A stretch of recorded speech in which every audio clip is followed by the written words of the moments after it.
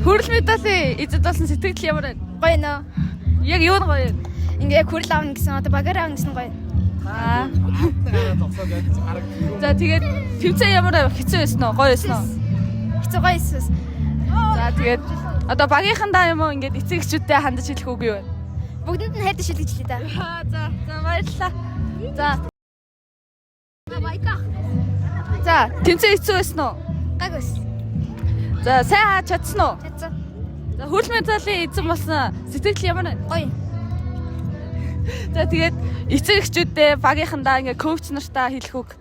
Бидний дэмжинд баярлаа. Багш нартай баярлаа. За баярлалаа. За сайн байна уу? Сайн байна уу? За өөрийгөө танилцуулаач. Нам Отхон цагаан гэдэг Western Kids Academy 11 насыг хариуцж ажилладаг. За хүрэл медалийн эзэн болсон сэтгэл ямар байна? Маш их баяртай. Өнгөрсөн жил шүгийн 8 дээр молторсон. Тэгээд амжилтаа ахиулах гад нэлээ хичээсэн. Тэгээд ямар тач медаль авсандаа баяртай байна. За одоо ингээд тэмцээн хэцүү байв уу? Ер нь бол нэлээ өрсөлдөөнтэй боллоо. За тэгээд одоо ингээд дэмжиж ирсэн ингээ эцэг эхчүүд хүүхдүүдтэй юу гэж хэлмээр байна? Бүгдэнд нь баярлалаа л гээ. Хүүхдүүдээ ирж сэтгэлээрээ ирж дэмжиж байгаа эцэг эхчүүдтэй баярлалаа л. За тэгээд тоглогчдоо юу гэж хэлмээр байна?